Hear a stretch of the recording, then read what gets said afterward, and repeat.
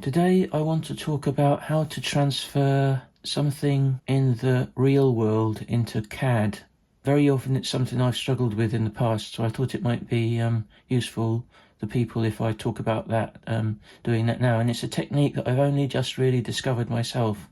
What I want to do here is I had this kind of a vintage type iron handle for a door. And it's not an old handle, it's a new one. It's kind of reproduction. I thought I'd now use it because I need a grab handle. Unfortunately, the handle isn't quite deep enough to put your whole hand behind it. It's kind of a bit shallow.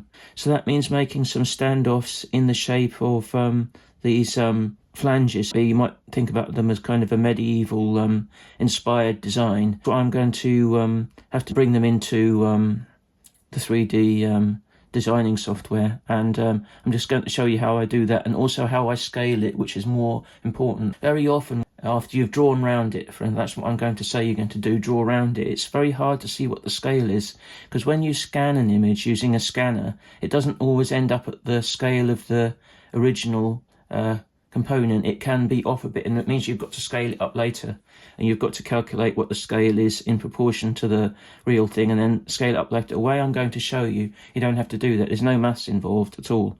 It's really straightforward. Yeah, so I thought I'd show you this kind of idea which I came up with recently. I actually made two things to fit into the real world. And usually, many times when I make something that needs to fit into the real world, I had to make about 4 or 5 different versions of it because it didn't fit.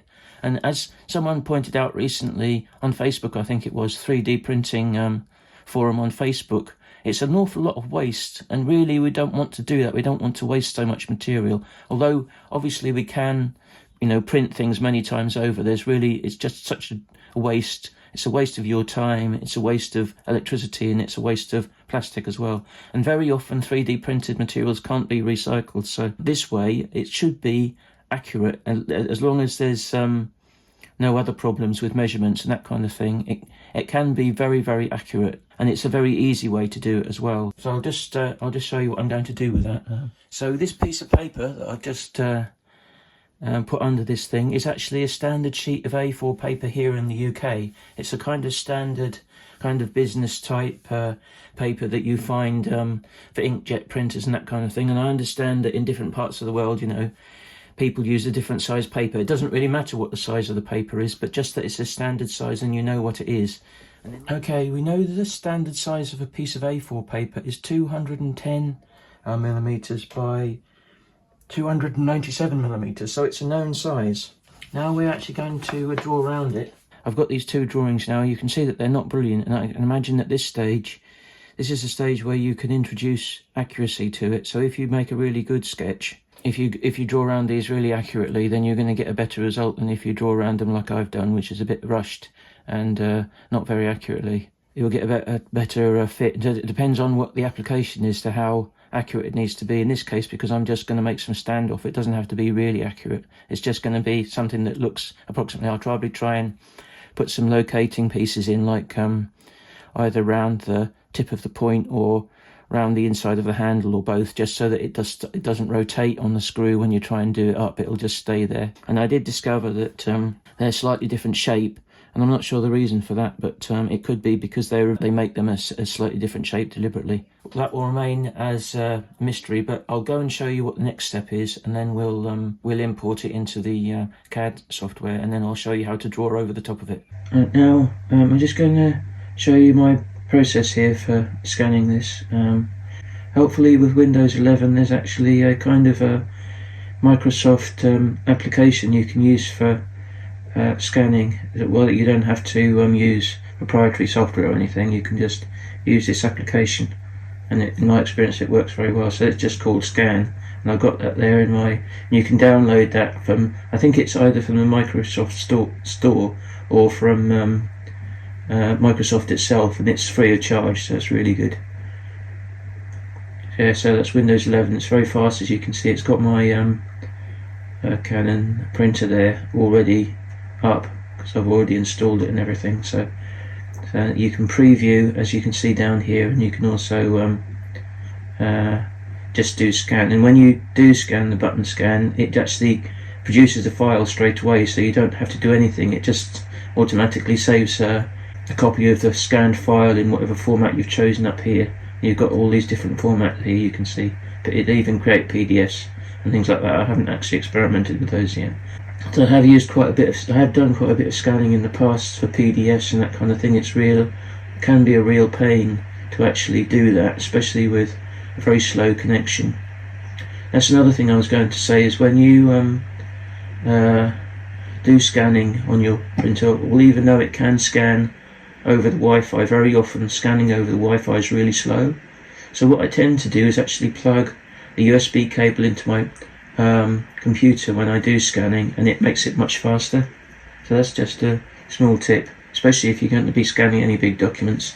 Obviously here we've just got one thing to do, but if, say, you had like a multi-page document you wanted to scan to a PDF or something like that, it would be really, very many hours if you're going to use a Wi-Fi, whereas if you use a cable, depending on your Wi-Fi, of course, it might be very fast, depending on what Wi-Fi you've got, but in our case it isn't very fast. It takes absolutely forever. So the cable actually just is amazingly faster. It's like so much faster. It's like incredibly faster. Anyway, so now we'll just press the scan button here, and this will create a file for us. It'll scan the document and create a file for us. So that's basically all automated. It's a really good app. I really like it. It's not often you get something for nothing. Obviously Microsoft here have made this for us, so we should use it really. Yeah, you can see here the scan that's automatically saved this. I actually did this before, but I thought it was a good idea to actually show you this part as well. So I'm just going to view that file. I think what I might do, because it hasn't shown us the edge of the paper, I'm just going to kind of put a little shaded line for the corners, so we know where the corners are. So I'm just going to scan that again, just so that to check whether it's come out okay.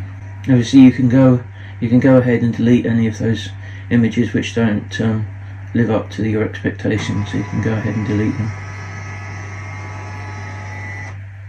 Yeah, so I'm just going to view that again. So that's copy 3, and now we can see where the edges of the paper are, so we know that that's where we've got to measure up to. I'm just kind of wondering whether it's gone over the edge of the print. Okay, I've repositioned the paper again, so I'm just going to scan it again, and then hopefully I'll be okay now. I'll view it. Yeah, so now we've got the minutes set. It might not be completely accurate, but I think I've scanned it now 4 times, so I think I'm sort of like it may not be completely what you could do if you've got an A4 scanner and it doesn't go quite into the edge, what you can do is just use a piece of A5 instead, or a smaller size piece of paper. But because I've done this on A4, I'm just going to go with that, and I'm just going to assume that's right.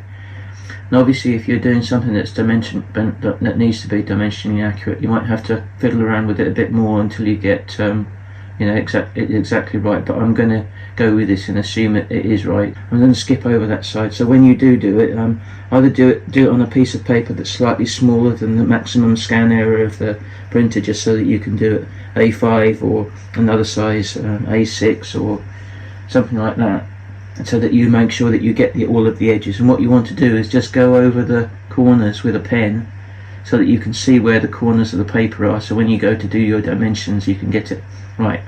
As I say, I'm just going to assume this is okay. When I actually drew around these, I did, obviously when you draw around something, you're going to put the point of the pen is actually going to create a slight, going to make the thing that you draw down slightly larger than the actual item itself. You can calculate that in. Say it's 1 millimeter or something like that, 1 millimeter larger than it should be. So I think in most cases that's actually a positive thing. In some cases it might not be, but then of course if you do produce a sketch which is, or this sketch here that's just slightly larger than it should be, you can always scale it yourself, either in the CAD or later on when you go into the slicer you can scale it a bit to get rid of that additional size. So Anyway, what I'll do is now bring that over into my CAD software. So we'll just load up Design Spark Mechanical here.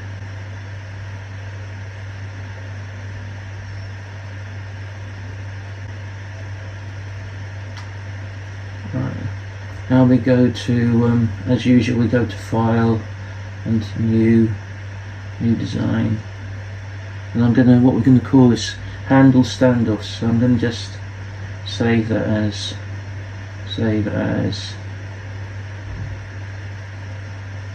handle standoffs. Well, you can see that's on my desktop for some reason. Probably not a good idea.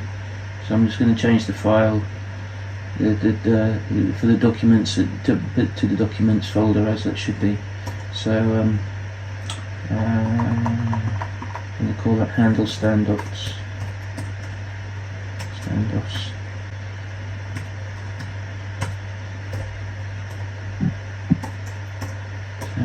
Handle standoffs. There we are. Now I'm just going to, as we normally do here, we've got the grid here and we want to put it in plan view, so press this button and that way we'll get a kind of a flat view, an overhead view of the sketch plane. And we want to import the file here, and so go to this file, import, and then we want to go to the, what we need to do is to actually change the file type to one of those image files. There we go. And that way we've got, so this, I'm going to go with this file here, and right, okay, so now we've got what we can do is to bring this file in here. You can see it's on this pointer here, and you just need to click to actually drop it. Now it's sort of dropped in the document, and then you can pick select to click on it again, and you get sizing handles here.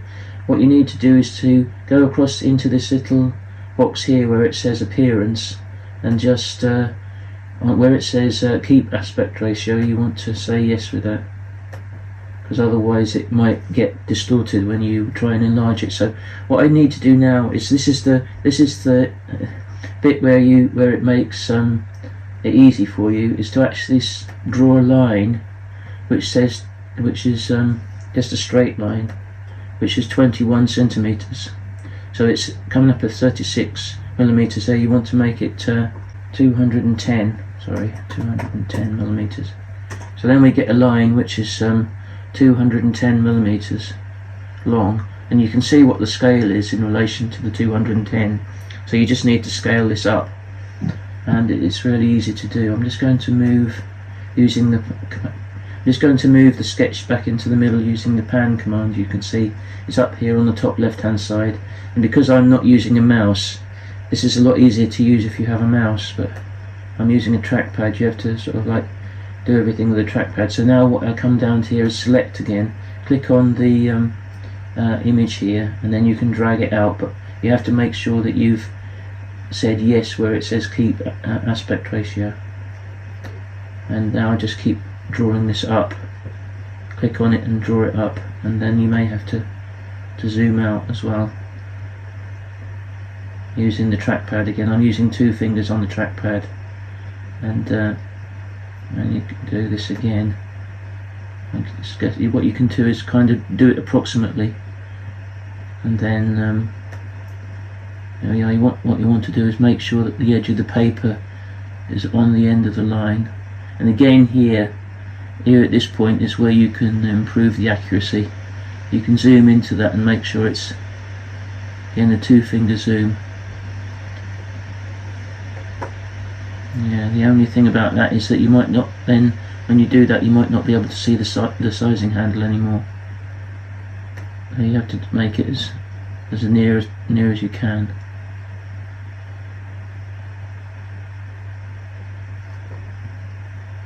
Actually, that sizing handle there is quite close. I might do zoom into that again, and again, and maybe zoom out again.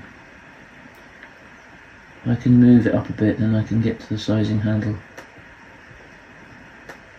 That's it. So Maybe I can zoom in a bit more. No, maybe not that much. So you can see we've gone beyond the edge of the... just click on it again if the sizing handle disappears. And just get that paper so it's about dead on the end of the line there. And I'll just nip across to the other side here and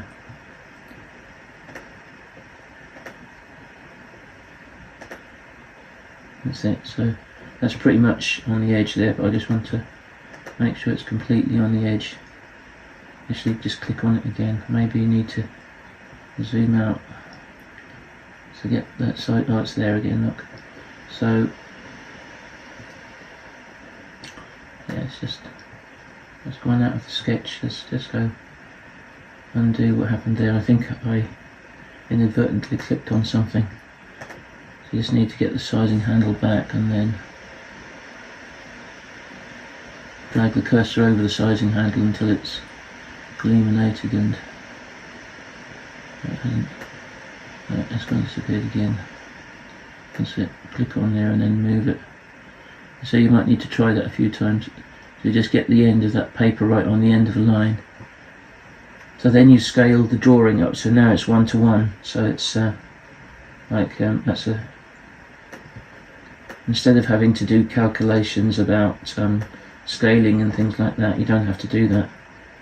It's a simple, really simple, effective way of scaling the drawing to life sizing up. I'm on the slip. So again, there we are.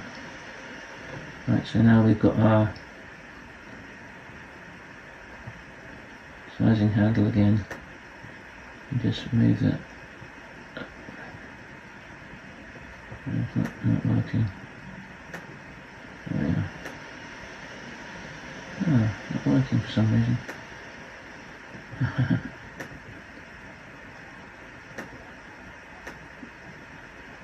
Nope. Maybe try the corner one instead. Actually, that might not be that. Actually, what I was thinking of. There we are. That's it. It's working now. It might be off at a slight angle as well. We can deal with that. Might mean that we have to rescale it. So I think that paper is right on the end of that line now. It may have moved a bit on this end. I can go zoom back into. No, it's all right on this end as well. Look, you can see that. So it's right on the end. We've got our scale. It may be a little bit off in terms of angle. You can see on the grid that it's, when you zoom into it, that it's slightly off in terms of angle.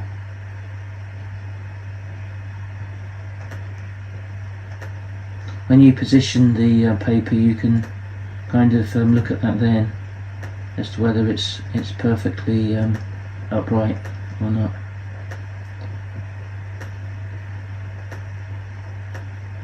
Doesn't look too bad actually.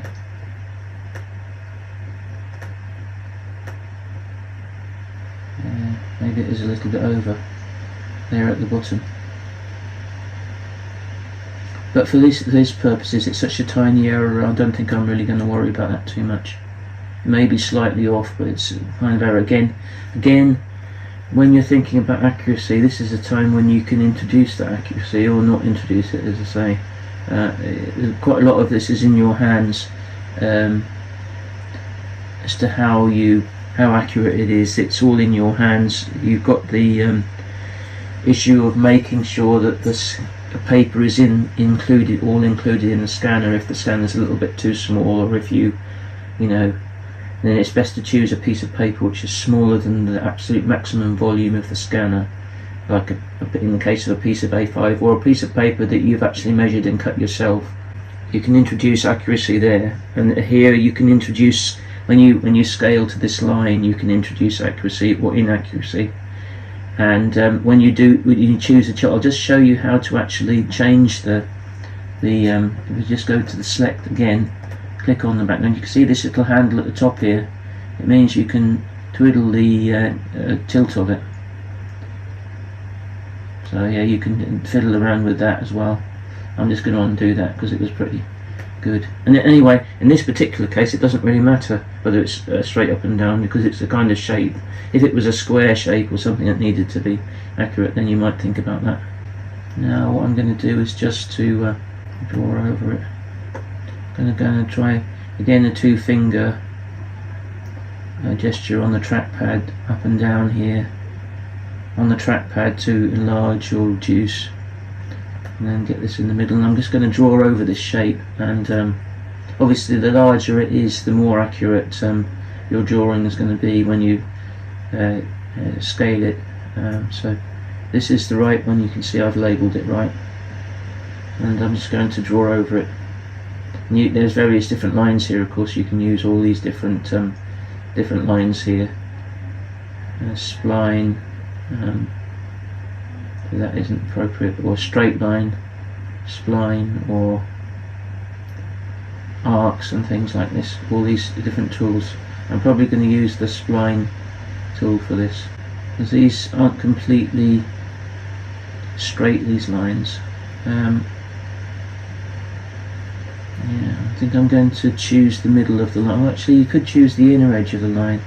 I might choose, what I might do on these straight lines, I might go for a straight line and make it easier to do it. And I'm going to start it. This has got snap to grid, and on this particular thing you probably want to turn snap to grid off. There'll be some times when you want it on, sometimes when you want it off. So I'm just going to put the cursor there, and then it's still snapping a little bit. Snap to angle, maybe. Yeah, I think that's what it's doing. It's snapping to angle, so just turn snap to angle off as well. So that probably won't snap then. It's still a little bit snappy. Oh, it's still snap to angle, still on. Turn it off. There we are. Right. Yeah, that's better. I'm going to put a straight line in there. Just a straight.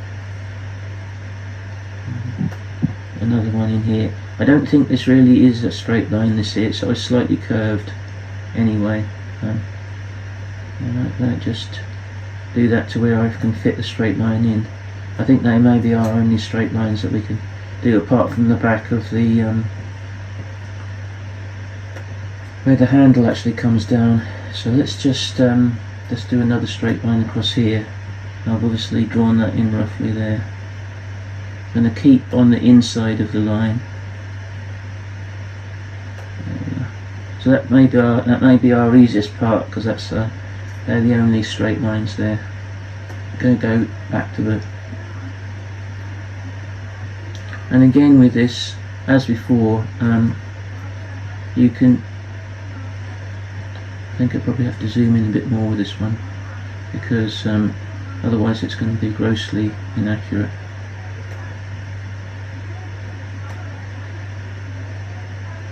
And each time you can draw a point, and that kind of holds the line in that point. So, yeah, so I want to escape that now because I finished that. So that's not perfect, but and you can see how much out this line is here. But as we've got a little bit to work with anyway, I don't think there's any need to worry about that. Again, you can scale in and out if you consider that you can't see enough of it. You can zoom in and out just by using the, in this case, the trackpad, or you can, there's different ways to do it with the mouse.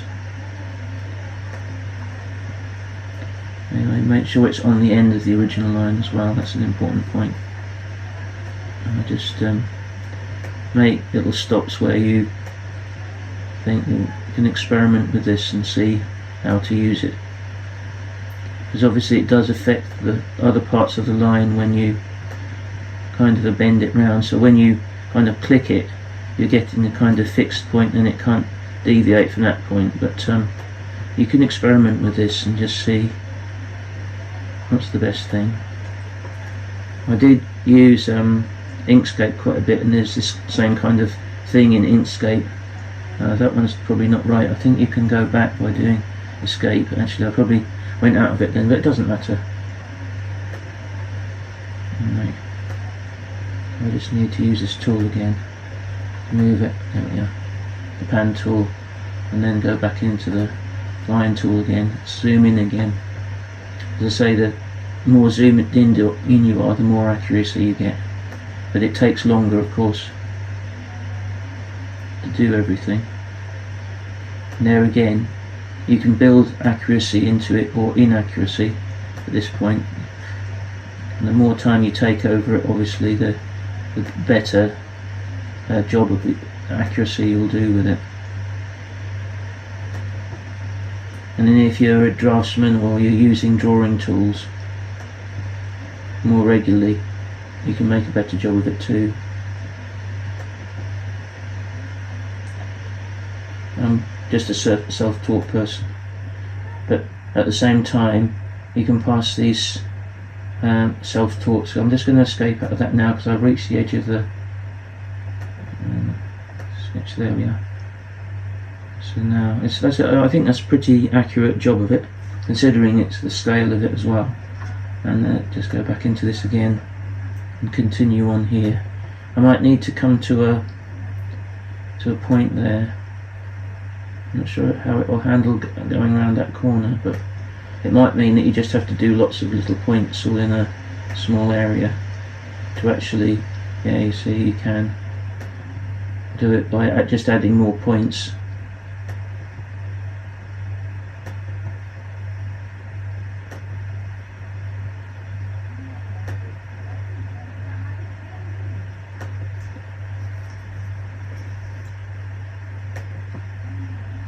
That's where using the mouse is better, because you can move around the document without, yeah, that can happen as well if you move the around.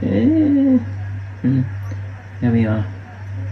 I'm just going to escape that again so I can then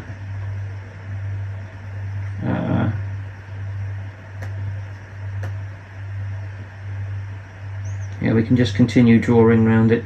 I won't what I'll do is in the actual video I'll skip ahead at this point, because I don't want you to have to wait while I finish every point of this, because it's going to take a long time and it's repetitive. So I'm just gonna do this, and then I might sort of like nip into it again from time to time so you can see what's going on there. Yeah.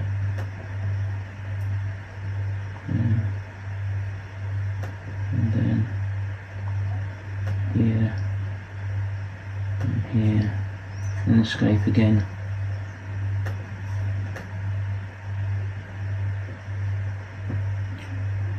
And then go back into that tool again, start on the end of the line again, then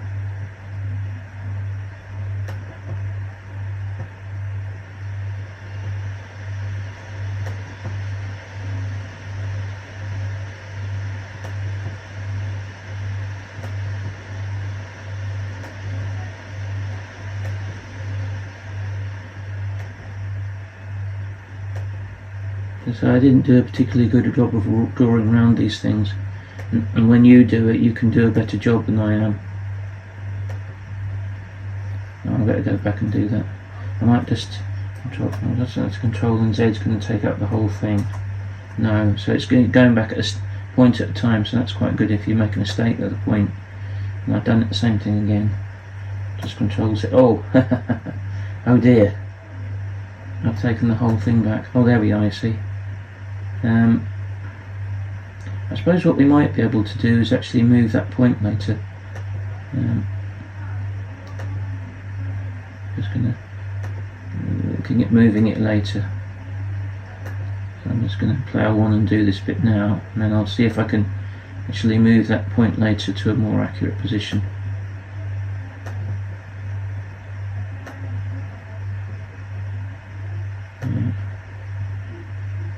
There are stretches there where there's not much difference in the curve. You might be able to just do that, so I'll just escape that now. And I don't know whether you can select it and just, oh yeah, well, we'll see. So that's, yeah, so I don't know if I zoom more into that point whether I can move it in a bit. Oh yeah, there you see, you can move it, so that's not the end of the world. It's not the end of the world. If you make an error with that, you can go back and change it. So let's just pan over to this bit here. So it wasn't too long, but as I say, we don't want to keep people waiting with repetitive. See, I need to do that again, and that's where having the mouse is better. So let's just try that again. Get on the end of that line and go again. No, let's just go back with that one. Yeah.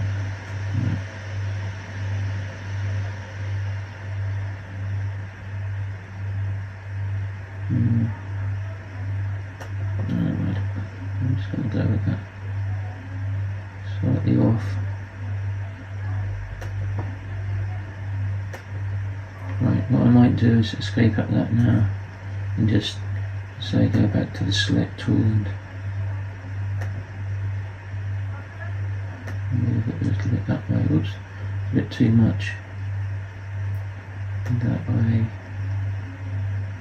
Yeah. And that way. And this way. And just ooh. Oh, what's going on there? See it? Yeah. I think it's that little one I want there, really. That one where that joins there. Yeah. Zoom into that a bit more. I think I might need to fiddle about with it. You've got these handles as well, where you can fiddle about with that. You can get that. You could get that with Inkscape as well. When you're doing a path, you get these little handles which control where the nodes are. I suspect it's probably the same kind of thing going on here, really. Yeah. So basically, just fiddle about with these nodes until you get it sort of more or less what you want it. So yeah, I still have a bit inside the line, but I'm gonna go with that. Right.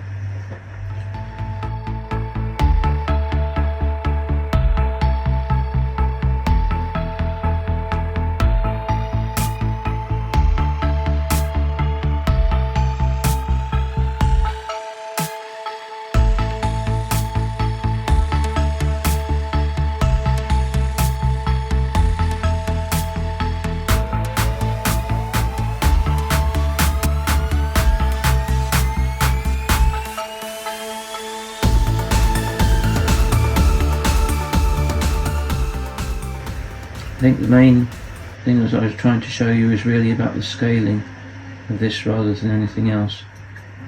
You can do all this yourself once you've seen how to do that main part of it. I don't see many people doing this kind of thing in videos and stuff like that. I think I'm just going to leave that now. It's approximately to that shape, not completely perfect there. Right, so now we've got our one shape. What you can is, because you've got the parts of the drawings here, you've got the lines and the scan page, you can actually take that away so you can actually see what you've got here again. It may not be completely closed, this line. You can see that it's composed of parts, and I'm not sure if it's completely closed. That's something we'll have to consider later. That's something that I do have with this particular software, that sometimes when you draw something, you look at it here and you think it's closed, but it actually isn't closed. And if it isn't a closed shape, let's see what if we go to pull. Oh, it is a closed shape there, you can see that. So you can now see that it is closed. So right, so I'm just going to undo that again and go back to the sketch. So now we've got our curves and our scan. Maybe it's because it is all curves here, I don't know. Yeah, we've got our sketch. It's not the best, but it will be to scale now, because this will be sort of one-to-one with the actual shape, even if it's not particularly accurate. Let's see, we've got to show, you can hide and show the scan. Yes, you can hide and show it, so you can get rid of it if you want to, or if you need to refer back to it, you can just refer back to it, as long as you don't delete it, of course. As I see it, there's no real reason to delete it, as when you've got it you can just keep referring back to it as long as you've got it there. Let's just pan down till we get to our other side here, and we can do the same thing again with this one.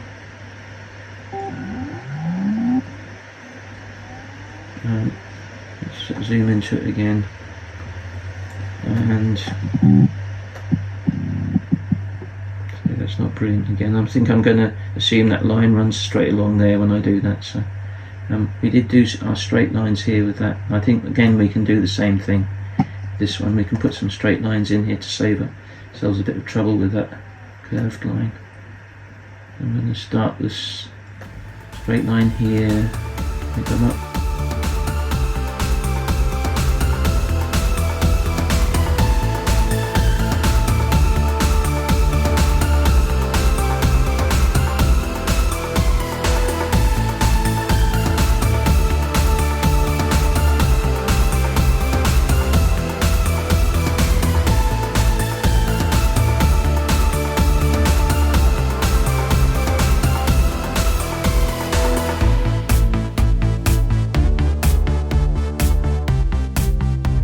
Going to put my circle here, which I normally use 4.5 millimeters.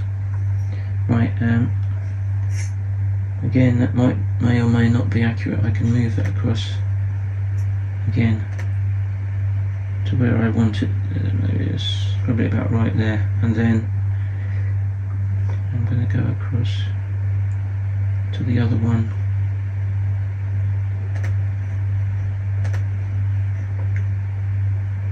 Do that one, go back to the circle, and then 4.5, and if I want to move that I can.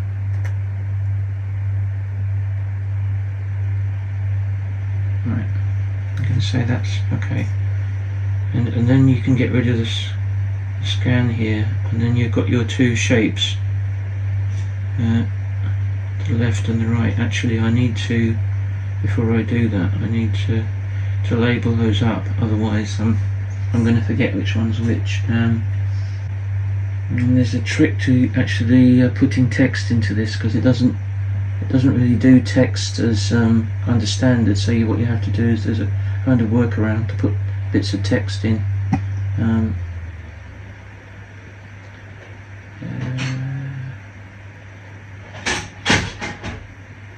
I suppose what you could do is actually draw the text rather than, so you could just do kind of a, yeah, you could do kind of a,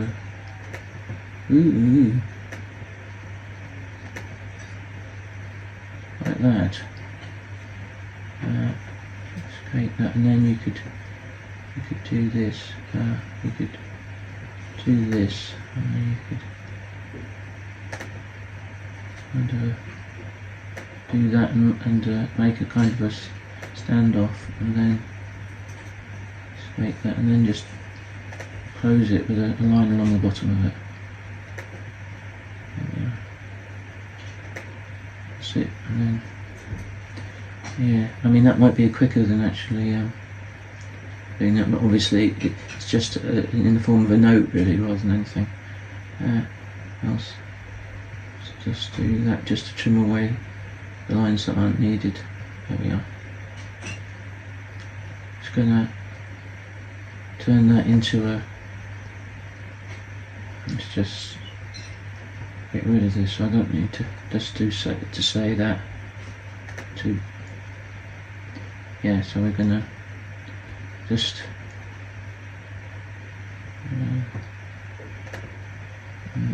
control and click to select two, and then I'll just spin that. Oh, yeah, I suppose it's because it's so large. Let's just click the control and click the pull tool again, and then pull those out. You're both pulling those out. I want the spacer to be a bit more than that. I'm going to say, let's put it as 1 millimeter to start with, and then I'll make it I'll make the actual spacer larger. Yeah. What it might be a good idea is to save it now as well. So file and save. And so we can save all our progress up till now. Now we know this is the right side and that's the left side. That's my original line. You can take that out now. I don't need that. Right, okay, that's good. And just extrude that as well. Okay. And go for one. Yeah, gonna go for 1mm again. What it might be is an idea is what I sometimes do is when I'm printing things like this is I'll print out just a slip. Like you could drop this through the, if you were, this was the full size, you could drop it through the print bed and just print a little tiny piece of it. So that was what I was talking in terms of iterations. You don't really want to do too many iterations, and obviously you don't want to print out something which is 10mm when you can print out at 1mm. That's just to check that it does actually fit. So I will actually now save this out. To say you could extrude this to whatever thickness you want, and this is an example of what you can do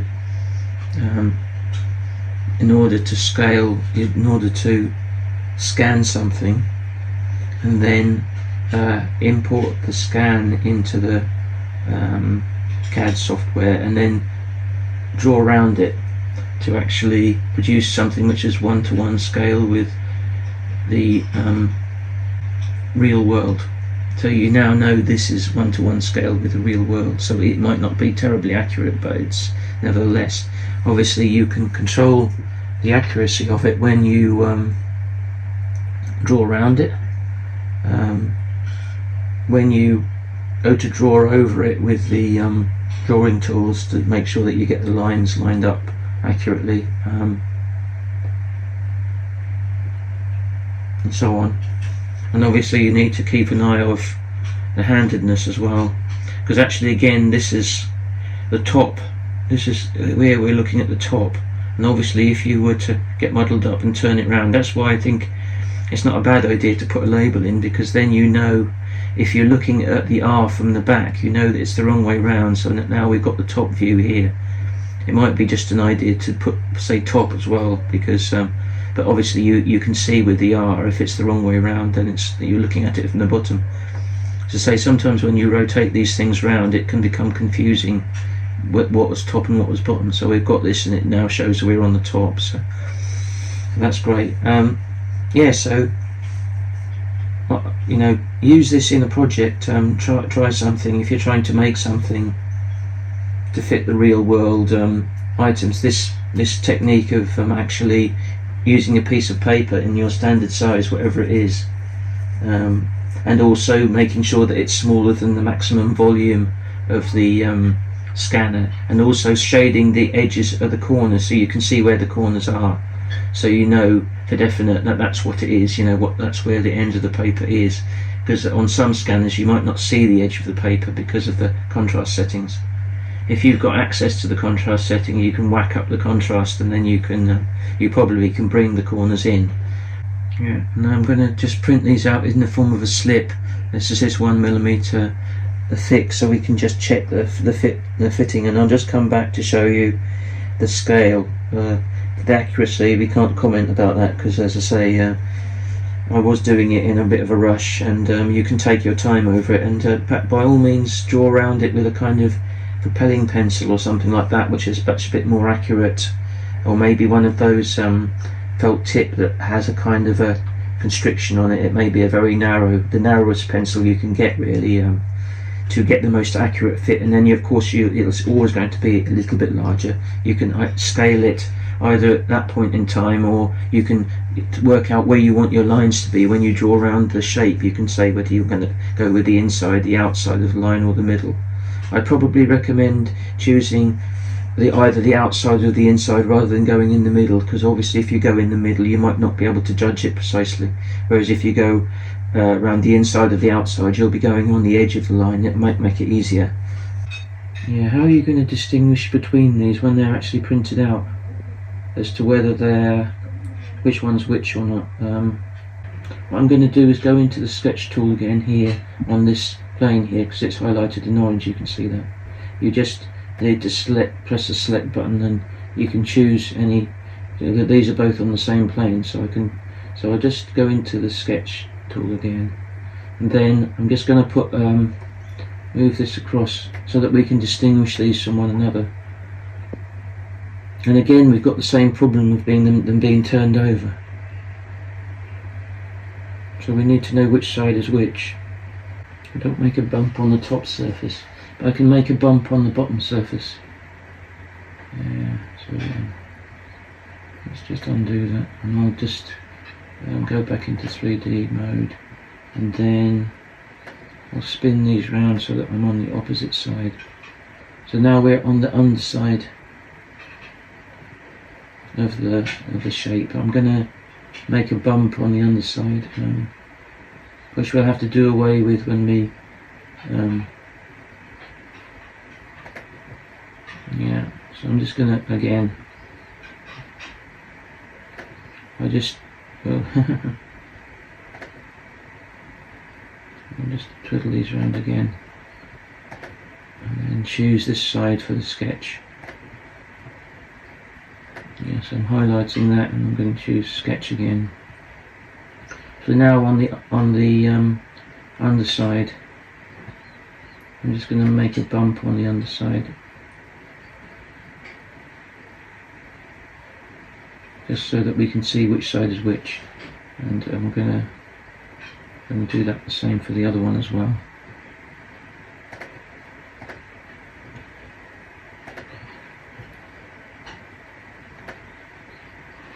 It doesn't matter what it is, just as long as we can say that's the underside. So I'm just going to draw that out. Yeah, I might have it a bit more than that, so just so that it's noticeable. Let's say 2mm. I'm just going to draw that one out by 2mm as well.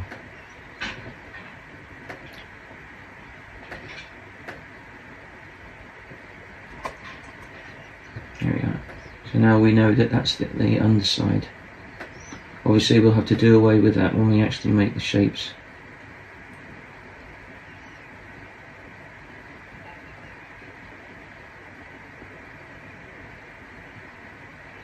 We know which is the right and which is the left, and which is the top and which is the bottom.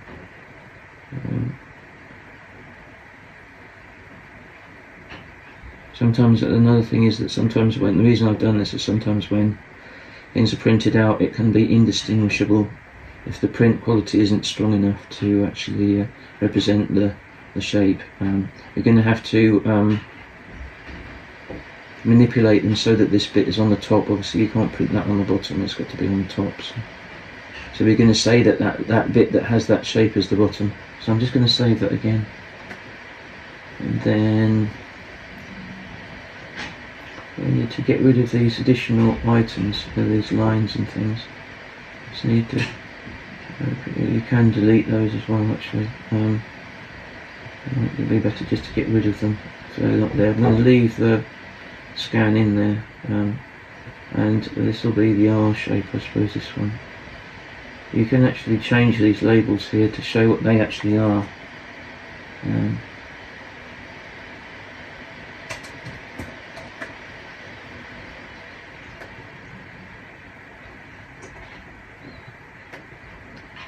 So let's say that's the right.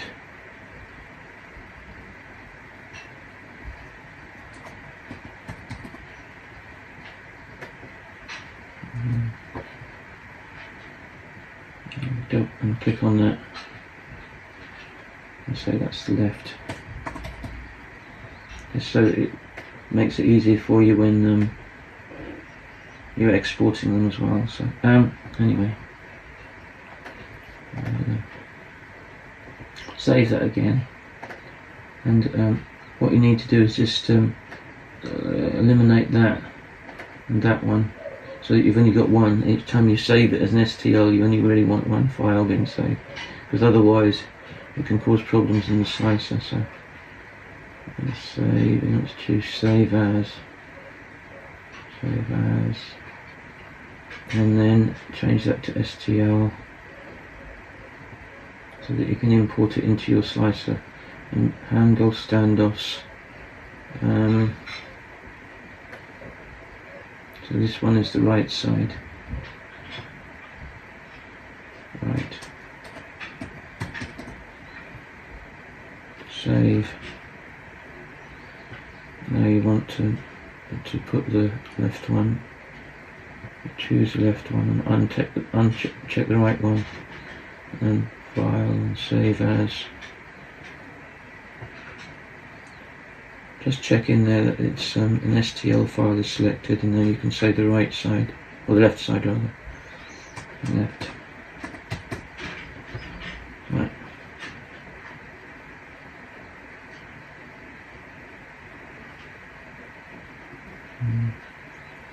Save. Right, okay, now we can go into the slicer, and for this one I'm going to use SuperSlicer, because I'm going to use the CR10 for this one. SuperSlicer, that one. And SuperSlicer is very like process slicer, and it's just a different, it's a kind of a different person that's created it. So yeah, so I'm just going to file and import. You can see it's a lot like process slicer, or like slicer slice 3R or whatever.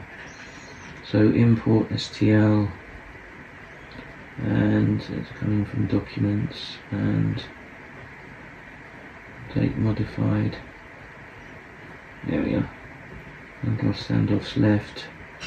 And again, if you import them together, they'll get linked into one file, and you don't want that, so you import them separately. There we are, and the other one. Open. No, not open. Import. And then, oh God, which one did I import before? And I've forgotten in the time that it's taken me to do that. I'm just going to delete that again. File, import. I'm going to go with the top one this time. Import. And then again file and import. You can't do it together because then they'll get grouped into one item, and it just causes problems. So import, or rather open, and then just do A to arrange them, the letter A, and then you want to flip them onto this side so they can be printed with this side down. So there we are. Oh no, I did. Oh, there we are. There we got that little lump that shows it's the bottom, and this one. There we are. I've managed to get to do A again. That's it. So that's it. That's our print, and I'll just that's 1mm, and we've got just to check the print settings here. It's on this tab, and slicing, which is here, and I've got 0.48 for my base layer height, which is it's only 1mm thick, so it only means we get 2. So I'm going to change that to just as when I checked it, 0.2. So you can do actually 0.2. Means I'll get a bit more layers than 2 layers. Is it 5 layers now, and not 2 layers. So go back into our 3D view, and then slice now on the bottom right. Now you can see, and it's going to take 7 minutes. It's going to cost 0.5 euros. And I'm going to export to SD card. I just want to check that these two shapes do approximate to, they should do, and also I can show you, that the technique works as well, without printing the whole thing out. Obviously I am going to do that, but I need, for my own purposes, I need to check this first as well. So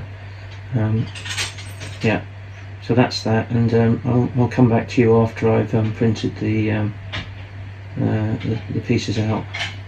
Now you can see the finished result. Actually, the print estimate was 7 minutes, and actually it was completely 7 minutes.